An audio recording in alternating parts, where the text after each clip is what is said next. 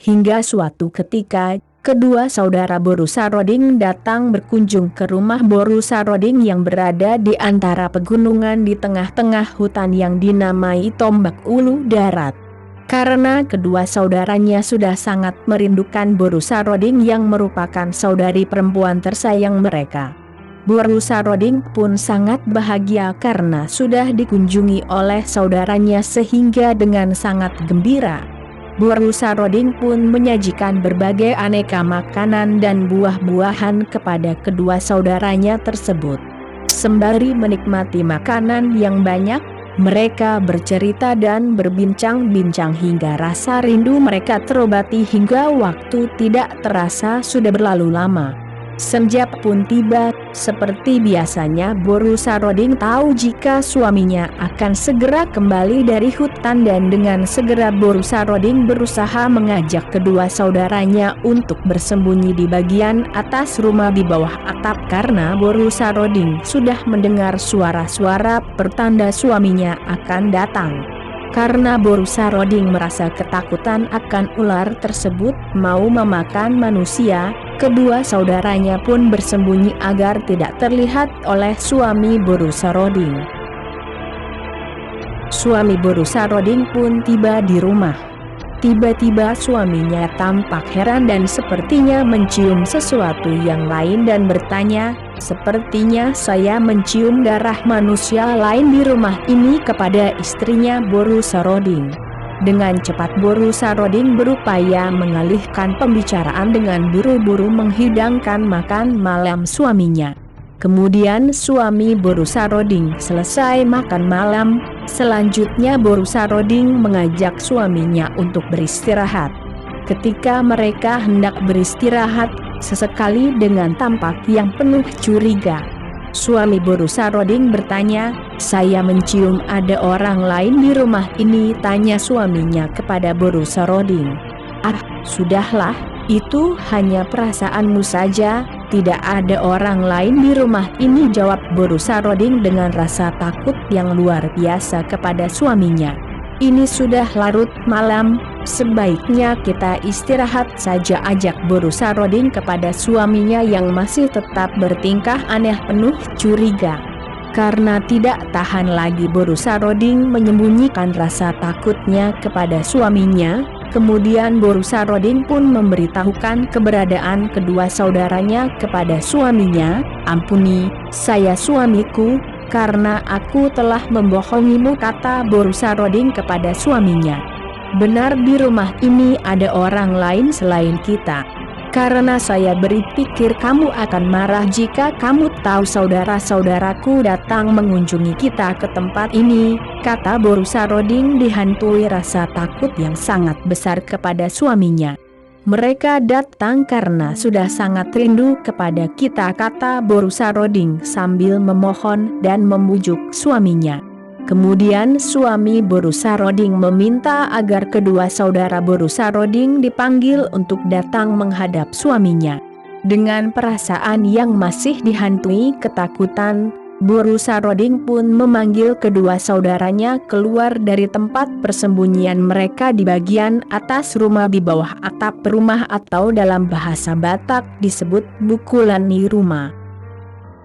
Kemudian kedua saudara Boru Saroding menghampiri suami Boru Saroding seraya saling bersalaman dan tidak seperti ketakutan yang dibayangkan oleh Boru Saroding. Justru kedua saudara Boru Saroding tampak gembira bercerita dengan suaminya hingga saking asiknya pembicaraan mereka, suami dan saudara Boru Saroding, tidak terasa, waktu pun sudah menjelang pagi. Setelah pagi hari tiba, kedua saudara Boru Saroding berniat untuk kembali ke Samosir, sehingga kedua saudaranya memberitahu kepada Boru Saroding bahwa mereka akan kembali ke Samosir pagi ini.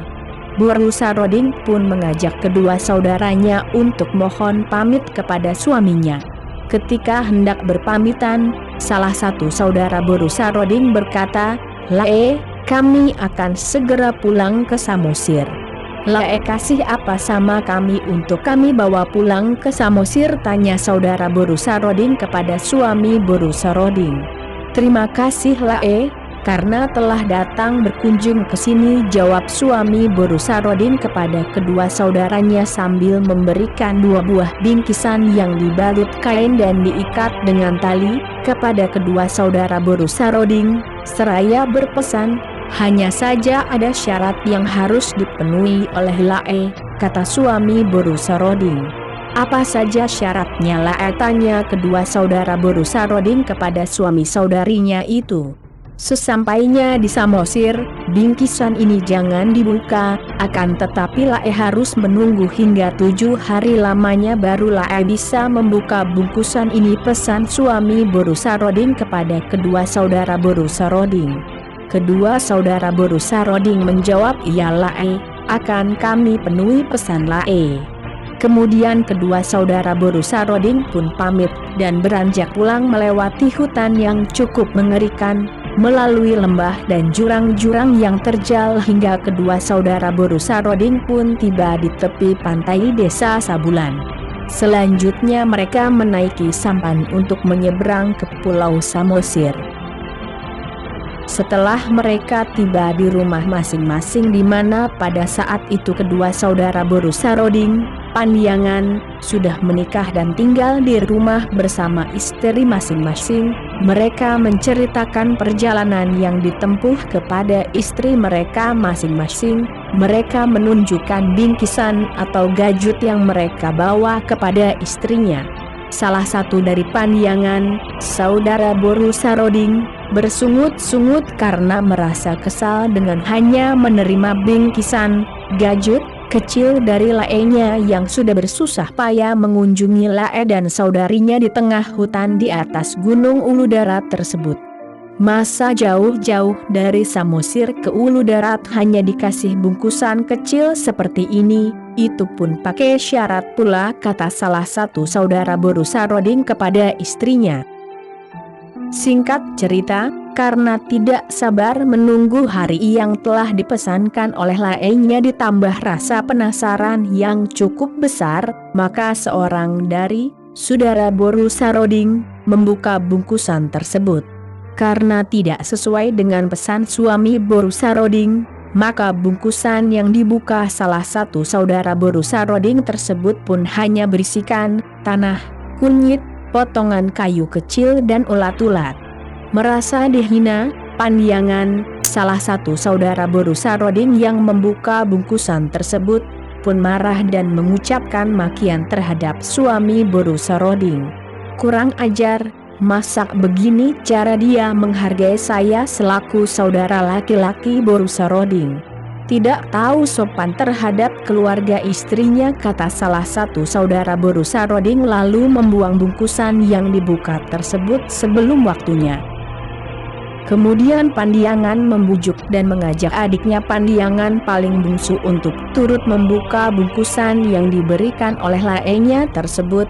Buka aja dik bungkusannya, mungkin isinya sama saja seperti yang telah abang buka tadi, kata Pandiangan yang tadi kepada saudaranya. Akan tetapi Pandiangan paling bungsu tetap tidak mau membuka bungkusan tersebut dan bertahan memenuhi pesan yang telah disampaikan oleh Lae-nya, suami Boru Saroding. Setelah hari ke-7 tiba, sesuai dengan pesan Lae-nya, maka Pandiangan paling bungsu pun membuka bungkusan tersebut dan ketika bungkusan tersebut dibuka, tiba-tiba keluar ulat-ulat yang jumlahnya sangat banyak dari bungkusan, akan tetapi dalam hitungan beberapa detik, ulat-ulat yang tadinya keluar dari bungkusan tersebut berubah menjadi kerbau dan sapi dengan jumlah yang sangat banyak juga. Saking banyaknya jumlah sapi dan kerbau tersebut, hingga lokasi pekarangan perkampungan tersebut terlihat padat. Sementara kunyit yang keluar dari bungkusan tersebut berubah menjadi emas dengan jumlah yang cukup banyak dan potongan kayu kecil pun berubah menjadi batang pohon yang memadati lokasi perkampungan Pandiangan paling bungsu.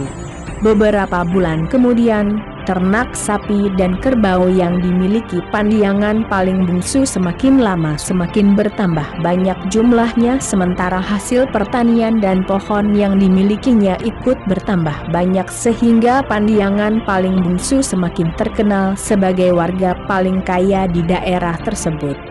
Setelah hampir setengah tahun kemudian, karena sudah sangat rindu akan kampung halamannya, terlebih-lebih kepada orang tua dan saudara-saudaranya di Samosir, maka Boru Saroding pun meminta izin kepada suaminya untuk diberikan kesempatan pulang ke kampung halaman guna mengobati rasa rindunya tersebut. "Suamiku, saya sudah rindu akan kampung halaman, saudara-saudaraku dan terlebih-lebih orang tuaku di Samosir. Izinkan saya menjenguk mereka, saya tidak akan lama-lama di sana," kata Boru Saroding kepada suaminya. Dengan berat hati suami Boru Saroding menjawab, "Sepertinya saya punya firasat buruk jika aku izinkan kamu berkunjung ke Samosir, sepertinya kamu tak akan kembali lagi ke tempat kita ini, Ulu Darat." Boru Saroding pun tidak putus asa dan tetap berupaya membujuk suaminya agar Boru Saroding diberi izin, seraya berusaha meyakinkan suaminya. "Suamiku, saya janji jika kamu izinkan saya ke Samosir, saya akan pulang karena saya tidak mungkin meninggalkan suamiku sendiri yang telah memberikan saya kebahagiaan dan telah memberikan aku kasih sayang. Saya hanya sebentar di Samosir, setelah itu saya akan pulang ke sini, Ulu Darat," jelas Boru Saroding kepada suaminya.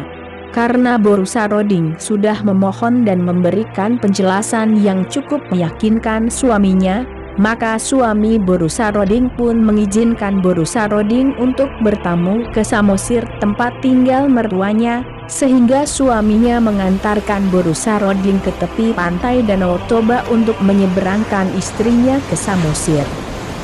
Dengan penuh keajaiban, suami Boru Saroding memetik sepucuk daun pohon kemudian meletakkannya di tepi danau dan tiba-tiba daun tersebut berubah menjadi sebuah sampan. Setelah itu suami Boru Saroding mempersilahkan Boru Saroding memasuki sampan tersebut.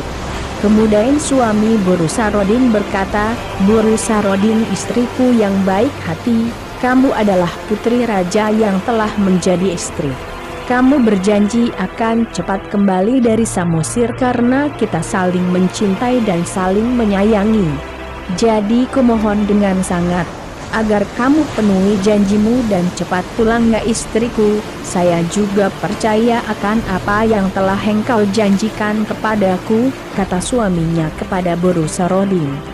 Boru Saroding pun mengangguk seraya mengiyakan perkataan suaminya dan berkata, "Baik suamiku, percayalah, saya akan cepat pulang dari Samosir, kamu boleh membuat sumpah," kata Boru Saroding kepada suaminya dengan usaha untuk tetap meyakinkan agar rencananya berjalan lancar. Lalu suami Boru Saroding pun mengucapkan sebuah sumpah, "Dekeni sabulan, tutonggina, tutabona, manang isesi ose padan, turipurna tumadona." Dalam bahasa Indonesia diartikan bahwa setiap orang yang ingkar janji sumpah maka ia akan menanggung akibat buruk. Dengan perasaan sedih yang mendalam di hati, suami Boru Saroding mendorong sampan. "Berangkatlah istriku Boru Saroding," kata suaminya kepada Boru Saroding sambil melepas sampan yang dinaiki Boru Saroding ke arah Danau Toba yang saat itu situasi tampak damai tanpa angin dan tanpa ombak. Bahkan saat itu cuaca di langit tampak begitu cerah. Setelah Boru Saroding mendayung sampannya sekitar 5 meter dari bibir pantai, Boru Saroding pun berkata dengan pelan seperti berbisik, "Bursik Maho, kupikir kau manusia, ternyata kau hanya seekor ular dan hanya hantu berwajah manusia. Kau kira saya akan kembali lagi ke Ulu Darat, tempat yang mengerikan itu? Dasar hantu berwajah manusia, berbadan ular," kata Boru Saroding dengan pelan sambil terburu-buru mendayung sampannya yang disertai rasa kecewa dan ketakutan. Tiba-tiba, cuaca di langit berubah menjadi gelap, angin puting beliung, hujan dan suara petir datang sehingga ombak besar mulai muncul di Danau Toba, di mana Boru Saroding sedang melintas dengan sampannya. Melihat situasi yang tiba-tiba berubah, Boru Saroding pun menjerit-jerit ketakutan dengan sekuat tenaga. Boru Saroding pun berupaya mengendalikan sampannya. Tiba-tiba muncullah ombak yang sangat besar menuju Boru Saroding sehingga Boru Saroding pun tak mampu mengendalikan sampan yang ditumpanginya. Boru Saroding dan sampannya pun ikut terseret gelombang besar tersebut. Tak lama kemudian Boru Saroding pun hanyut di bawah arus air ke dasar Danau Toba. Semenjak kejadian itu hingga sekarang, Boru Saroding tidak dapat ditemukan. Dan menurut keyakinan orang Batak, khususnya warga Pulau Samosir, meyakini bahwa Boru Saroding menjadi arwah penjaga Danau Toba sampai saat ini.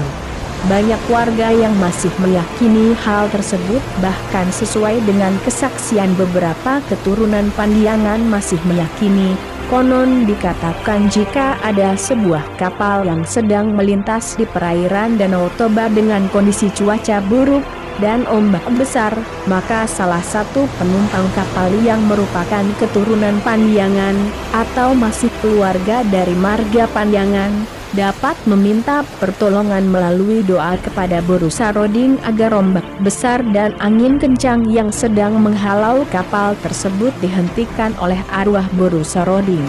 Akan tetapi hal ini ternyata benar-benar terbukti karena hanya dengan memakan sirih lalu berdoa memohon bantuan arwah Boru Saroding, maka kendala apapun yang sedang dialami oleh kapal tersebut akan dihentikan. Hingga kini sebagian besar warga Samosir masih meyakini legenda serta keberadaan arwah Boru Saroding. Dan warga menyebutnya Boru Saroding penunggu Danau Toba wilayah Rasang Bosi, Dolok Martahan, Palipi, Mogang, Sabulan Janji Raja, Tamba, Simbolon, dan Hatoguan. Dan dipesankan kepada seluruh warga yang berkunjung dan melewati daerah tersebut diminta agar tidak meludah, membuang sampah ke danau, serta tidak boleh berbicara kotor. Karena konon katanya orang yang tidak memenuhi pesan tersebut akan mengalami suatu hal yang cukup mengerikan dan kemungkinan besar kapal yang ditumpangi akan mengalami musibah besar. Sementara suami dari Boru Saroding dipanggil warga dengan sebutan Amang Boru Saroding yang diyakini dan disaksikan sebagian warga Pandiangan, sering melihat suami Boru Saroding turun dari ulu darat menuju danau tempat ia mengantarkan istrinya, Boru Saroding. Penampakan dari suami Boru Saroding berwujud ular besar dan panjang berbadan manusia berenang di sekitar tempat Boru Saroding tenggelam bersama sampan yang ditumpanginya. Sementara di kaki Gunung Ulu Darat, tepatnya di perkampungan Pandiangan, Desa Sabulan, Kecamatan Sitiotio, terdapat sebuah permandian Boru Saroding yang diyakini sebagai tempat Boru Saroding mandi dan keramas dengan jeruk purut. Tempat tersebut diberi nama Far Anggiran, Boru Saroding. Di tempat permandian Boru Saroding tersebut terdapat pohon besar, di mana pada dahan dan ranting pohon tersebut ditumpangi pohon jeruk purut. Akan tetapi buah dari jeruk purut yang menumpang ke pohon besar tersebut tidak boleh diambil sembarang orang. Kisah atau legenda ini menjadi salah satu objek wisata di Kabupaten Samosir. Situs budaya yang mengisahkan legenda perjalanan Boru Saroding dan kemudian tempat tersebut diberi nama Far Anggiran, Boru Saroding, yang berlokasi di Desa Sabulan, Kecamatan Sitiotio, Kabupaten Samosir. Atau jika kita berkunjung ke tempat bersejarah tersebut, hanya sekitar setengah jam dengan menggunakan kapal dari Pelabuhan Mogang Kecamatan Palipi. Tempat ini seiring dikunjungi oleh keluarga Pandiangan atau si Raja Sonang, bahkan turis lokal maupun mancanegara mengunjungi tempat ini dengan tujuan berziarah sekaligus mengenang perjalanan Boru Saroding Pandiangan. Hingga saat ini, kisah nyata serta kesaksian tentang keberadaan arwah Namboru Saroding masih banyak dikisahkan oleh warga Samosir, khususnya warga yang sedang melintas di daerah tersebut. Demikianlah kisah legenda Boru Saroding. Kekeliruan, kekurangan, kesalahan, maupun cara penyampaian cerita yang kurang tepat, sebelumnya kami mohon maaf. Saran dan kritik membangun sangat kami harapkan. Silahkan tulis di kolom komentar. Terima kasih. Subscribe, like, jangan lupa loncengnya, dan share. Horas, Horas, Horas.